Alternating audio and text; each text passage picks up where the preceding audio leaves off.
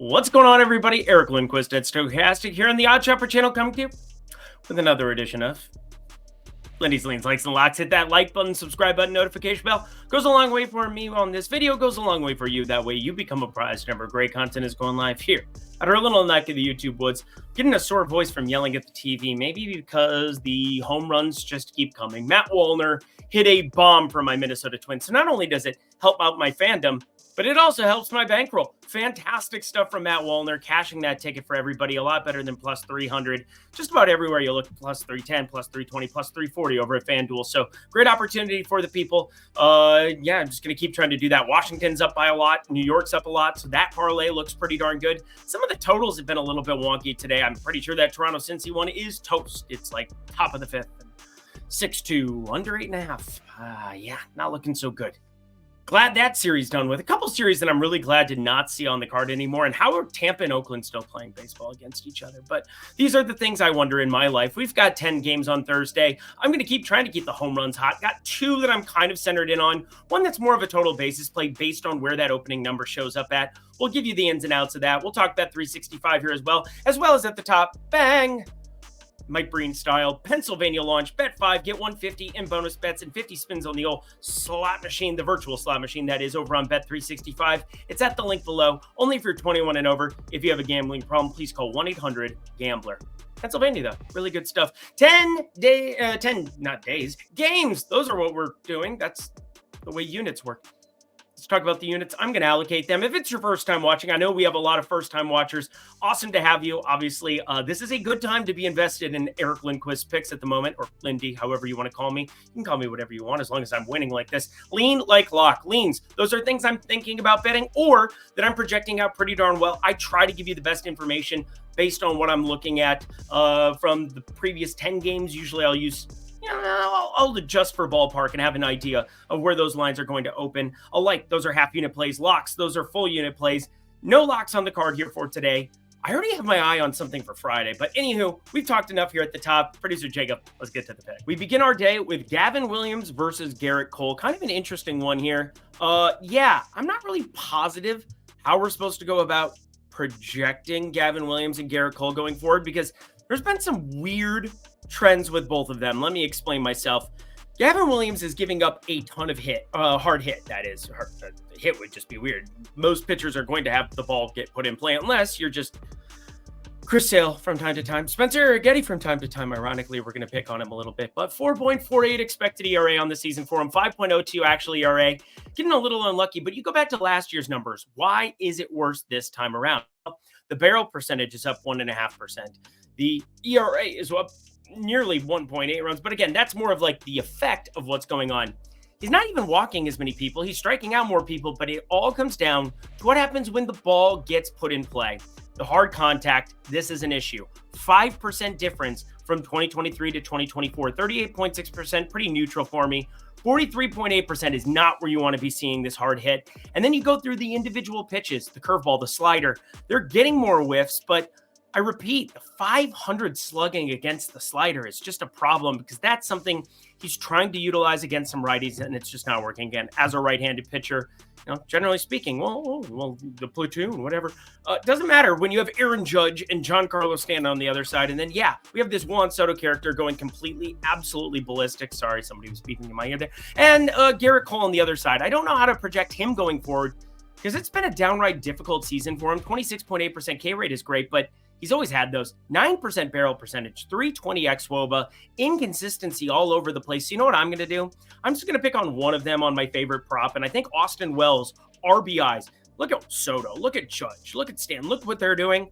I think Wells continues to be in this lineup. He's batting fifth here today, batting cleanup or fifth based on if they want to give Stanton a day off here or there, or Judge a day off here or there, potentially DH him. Be careful because Thursdays can be weird lineups from time to time. It's kind of like the new Sunday. Sundays have had some pretty decent lineups from time to time, but Thursdays had some wonkier ones lately, but a lot of ado about nothing. I've been crushing the RBI market. Hopefully, Vinny Pasquantino, something that showed up as a lock in the premium Discord. Hopefully that can come through with one RBI against Johnny Cueto here on Wednesday night. That game just got underway, but Austin Wells, I think this one's going to be on the card. Anything better than plus 160 is going to be there. We did a lot of talking on that last game because I still think I'm pretty interested in it. I'm not really interested in this one. And I know, Eric, it's Patrick Corbin. You love picking on Patrick Corbin. Yes and no. I mean, it hasn't been extremely successful this season, but it's not because he's good. He has some of the worst underlying metrics. This has everything to do with I don't trust Colorado as far as I can throw them. And at altitude, I could throw them a little bit further.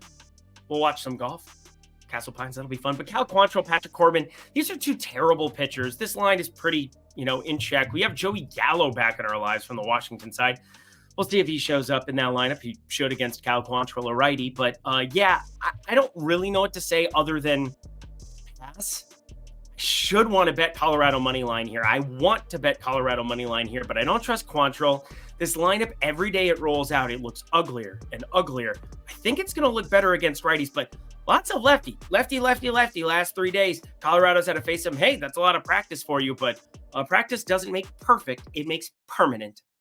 It's what somebody told me one time with golf, and I don't really know what it means. But it's provocative, and now we can get some plays going. Freddie Peralta, Miles Michaelis.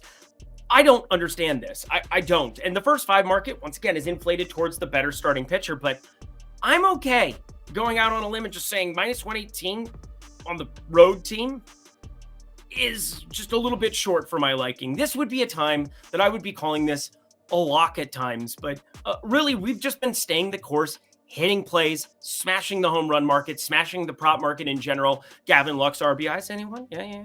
That felt good. That was fun last Friday.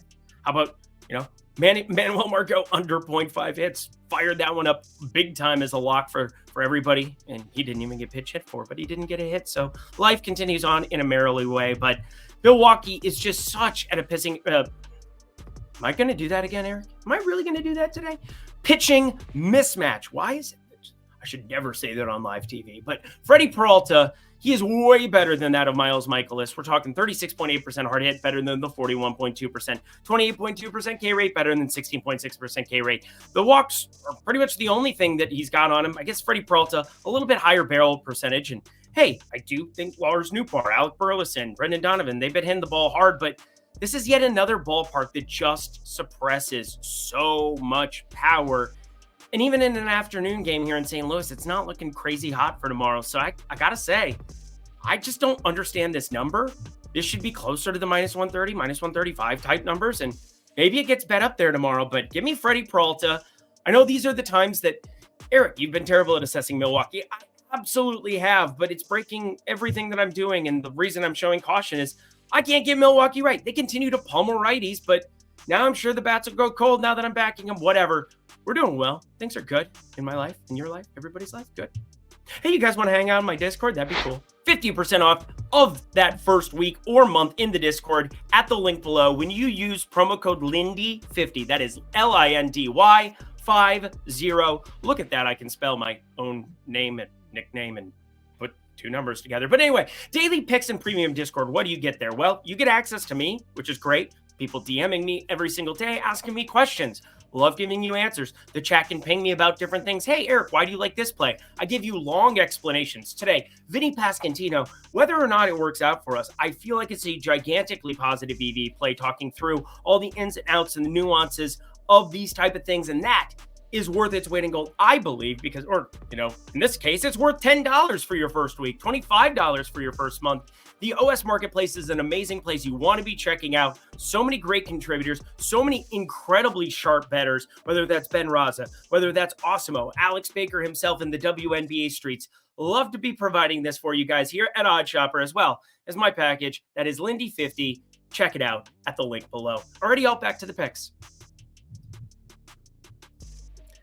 Not sure what I think about this one. Justin Steele on the mound here in Detroit. They're getting after Jamison Tyon here in the early going. Almost pulled the trigger on Riley Greenholm, and he, of course, hit a home run because that's how it works. But happy to just kind of let him accumulate sample size yet again. And, it's going to be left on left today, so probably not going to be going towards that market. As for Detroit, I think it ends up being Brant Herter. Brant Herter? There we go. Yeah, I said that correctly. He's had a 3.21 ERA, 0.79 whip through his first couple of appearances. That's kind of nifty. Seems like he's all right, but my God, My God. Toledo was not good to him. 5.80 ERA, 1.48 whip. Thought I would be targeting him here in this spot, but this number is absurdly gigantic. I was hoping somehow, some way there'd be some recency bias because Justin Steele, he's been a man of steel. Just a lot of resolve in that left arm of his. 3.26 ERA, 1.09 whip. Across the board, you look at some of his home road splits too. It's been a little bit worse at Wrigley Field for what it's worth, but you get the wind blowing out in the middle of the summer. When I met you in the summer, it gets a little bit problematic. So I'm going to be passing on this game, even though the run line, if you made me at a plus money price tag, but I want better than plus 115 for it, and I doubt we're going to get plus 115 because, again, that just screams efficient. When I say like nearly a 10 cents difference and both sides of it, it's like, if either line moves in another direction, you have to be looking at it in terms of positive EV, but probably going to be a pass all the way around. Next, Tampa at Oakland, and two pitchers. I didn't know this Beto character was going to be chucking this well here for him. 3.40 ERA, 1.16 whip, and his last three outings, three consecutive quality starts. He's given up a total of 7 hits in those 3 starts against the Dodgers, on the road in Toronto, and at home against San Francisco. I mean, sorry, Valdebito, I wasn't familiar with the game. A little bit of that, little Shaq action for the people. But Jeffrey Springs, you could be my Jeffrey Springs. I'm stalling because I accidentally just axed out of like the most important sheet that I have. And now it's going to take, it usually takes about 10 seconds to fire up again.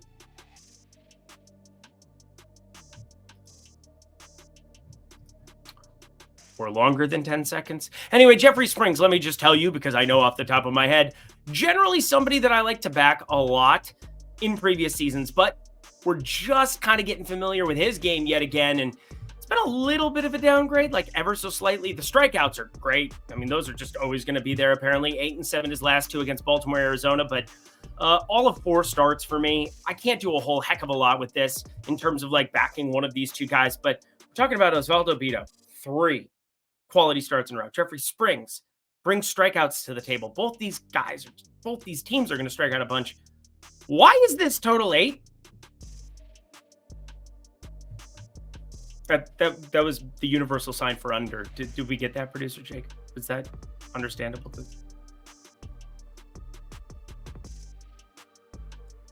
Next game. I'm an awkward turtle today. Nick Lodolo, Paul Skeens, mother truckers. We got to talk about him. And everybody loved my I love my wife comment yesterday. That was very nice of you. I do. I love her very much. I'd have to have a long conversation with her if Livy Dunn ever showed up. But anyway, Nick Lodolo. Maybe I get there. I don't know. Who knows? I'm with it. I'm hip. Nick Lodolo, Cincinnati, they've just been beating their brains against the wall the last couple against Toronto, as Toronto just put up copious amounts of runs. Now they bring Nick Lodolo. I bring up his curveball all the time because it's one of the higher graded pitches that I have. I really, really like it. But taking on Pittsburgh here, pretty good spot. O'Neal Cruz buried to the 6th hole last time out. We'll see how that works out for him this time around. Bold strategy con. Let's see if it works out for them. But Paul Skeens, this is the main conversation piece we need to have. I didn't bet this yet, and I feel like I'm going to regret it. Cincinnati, they've been striking out so much against righties, but we just got word that while they're not going to shut down Paul Skeens because they want him to win Rookie of the Year, it sounds as though they're going to limit his pitch count. I don't know what this means, but I feel like books hanging numbers right now have to be a little bit terrified, and there's extra hold. What does that mean? Well, he's sitting minus 145, minus 150, but the best available number is plus 110. Generally speaking, if there's plus 110, you're looking at minus 120 because that's going to be kind of just, straight through on the other side. Now, it can vary from book to book. And obviously, when the books introduce these numbers, they're not always going to be giving you just that 10 cents of juice on both sides of things or, the minus 110, minus 110. So it'd be, plus 110, minus 130. That is the right way of saying it. So hopefully that made sense to you. But you're looking at that equal number on each sides of it. Some baseball books, Circa, they do a great job. Minus 1.5 on both sides when they're doing props or bets or things of that nature, and certain props, that is. But in this spot, Paul Skeens is plus 110 to go under 6.5 strikeouts. I don't know what this workload looks like. And he could get there in 75 pitches, but what if he throws 65 pitches? What if they're saying a hard 5 innings and that's it? So he gets 15 total batters to potentially having strikeout. Well, you get to face more batters, but 15 potential outs to accumulate 7 strikeouts. Half your batters, I just keep working through what this means. It's all conjecture. It's all coach speak. It's all guessing. But I want to be smarter than the average bear. I just don't know what to do with this. So I'm going to put it as a lean for now. 6.5 strikeouts. I really, really like it, though. Under 6.5 strikeouts for Paul Skeens. I'm going to evaluate this. Maybe we get a pitch count, and it'll probably be too late then to do anything about it. But I just keep playing the hypothetical game. If there's a 5-inning hard cap as opposed to a pitch count, that would be better in my opinion, unless we hear like 65 pitches or something like that. So if you want to know if this ends up on the card tomorrow, hit me up. I know a lot of people not running to the window to cash unders on Mr. Paul Skeens, especially against Cincinnati that struck out a bunch against like nobody from Toronto. So, man, why am I talking so much about the leans? Well, it's important because this is important information. Also important information, Pennsylvania, Bet365 is now live in your state. And what does that mean? Well, it means if you bet $5 at the link below, you'll get 150 in bet credits as well as 50 spins on the old slot machine, the virtual slot machines at Bet365 to accumulate a little bit more for your bankroll. So check that out at the link below in Pennsylvania. Also available in Iowa, Virginia. We're talking New Jersey. We're talking Arizona. Great places where you can fire it up. I almost said great places, faces, South Dakota. That's our motto. It's not available there. But anyway, bet 5, get 150 in bonus bets. I'm from there. That's not where I am now. But anyway, if you're 21 and over, if you have a gambling problem, please call 1-800-GAMBLER. Back to the picks. Cool. We got Griffin Canning. We got Jake Blase. He's the first guy to scream on the track. How annoying was that? Scale of 1 to 10. 48. Guys, this game sucks. This is a terrible, no good, very bad game. And like,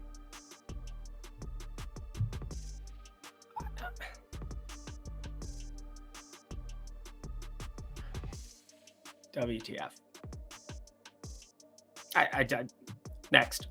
We have 3 games left. Hit that like button, subscribe button, notification bell as we break down Spencer Arrighetti and Corbin Burns. And vomit on a sweater already. Spencer Arrighetti, well, threw up a little bit on himself against the White Sox. He was very popular in the DFS streets, the fantasy sports streets, which you can check out Stokastic. That is the YouTube channel where you can find me over there talking about the DFS goodness. But anywho, we're talking about betting and Spencer Arrighetti. 5.21 ERA is not going to inspire greatness. 1.46 whip, but he brings the strikeout stuff to the table. He just does. As for Corbin Burns on the other side, he's proven it.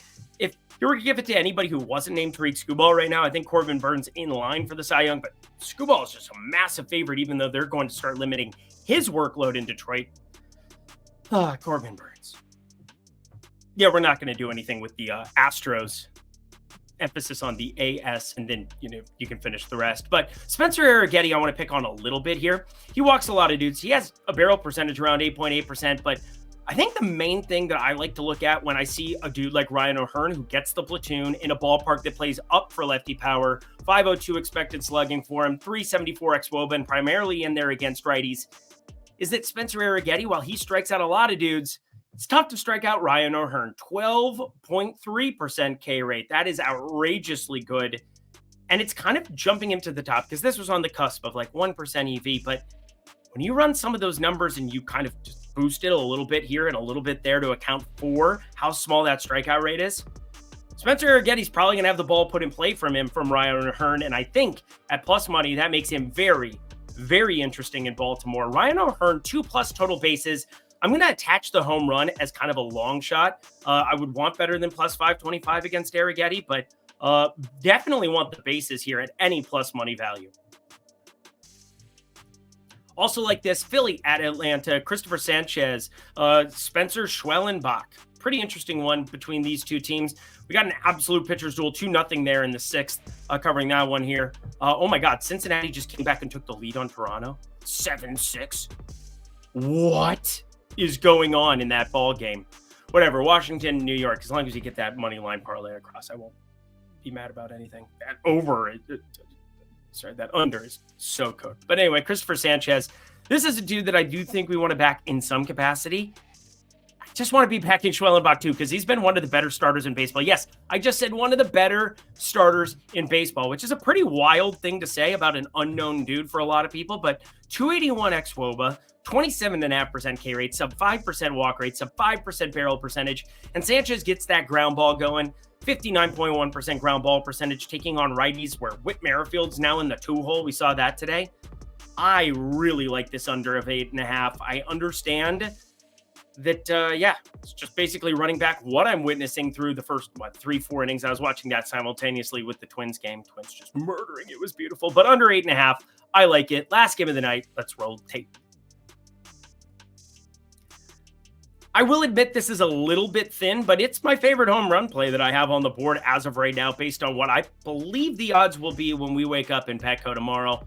Well, we're not going to wake up there. That'd be awkward. That'd be fun. San Diego sounds fun right now. Luis Severino, Dylan Cease. Got to tell you, Luis Severino has outperformed every metric you could possibly set for him in this spot. 35% hard hit, 380 expected slugging, 5.7% barrel percentage. It's weird, even though this is a team that has been top 3 in baseball pretty much all season long in WRC plus against right-handed pitching. I don't really want to pick on Severino with these San Diego bats. It's just kind of a weird spot for me. Consecutive games, new series though. Turn the page, and obviously they'll have their full bullpen intact because they're down 10-1, so they're just going to let bad dudes eat innings, so that's cool. But I want to point out Francisco Lindor against Dylan Cease. Yes, Dylan Cease striking out a lot of dudes at 31.5% K rate, 35.9% hard hit is really nifty as well. But despite the hard hit and 206 expected batting average against, one thing jumps out to me: 10.3% barrel percentage. It's a big number. And Francisco Lindor going into Petco, a ballpark that's notoriously played way up for power this season, has that 528 expected slugging, 17-degree launch angle. That's what I really like to see. I like to see the launch angle. And if Dylan Cease is giving up barrels, he's also bringing launch to the table, a 33% fly ball percentage. If we can match those two numbers, we can equate it and run the numbers and do. Thank you, Matt Wallner, for Wednesday, but it's Thursday and it's time for Francisco Lindor better than plus 260 to find a homer for us. That would be awesome. Leadoff hitter. Probably won't bet first at bat because that's a terrible market and you'll never make money long-term on it. But Francisco Lindor, I'll just call it because it sounds like fun and I can post it if it happens. Francisco Lindor, first at bat, home run on Dylan Cease. That'll be cool. Leadoff homer. Let's go. And that does it for another edition of Lindy's Links, Likes, and Locks. Head to the comment section below. Let me know your favorite plays on this 10-game slate we have before us. Thank you, producer Jacob. Thank you, Pet365. And thank you for everybody checking out the marketplace, coming and kicking it with me. Lots of new fresh faces. Great to have you along for the ride, along with some of our Odd Shopper OGs. Hopefully you feel nice and welcome there. If you have any questions, I've probably got some answers for you. Happy to be firing up a bunch of plays for you there. We went 3-0 on the pitching props on Tuesday. That was really, really fun. Obviously, Corey Seager on Monday was just so ridiculous for everybody involved. That was really enjoyable. But we still are going to be firing plays up nonstop. Going to be awesome. Thank you, producer Jacob. I already said that, but we're going to leave now. I'm Eric Lindquist. Best of luck in the MLB streets on Thursday.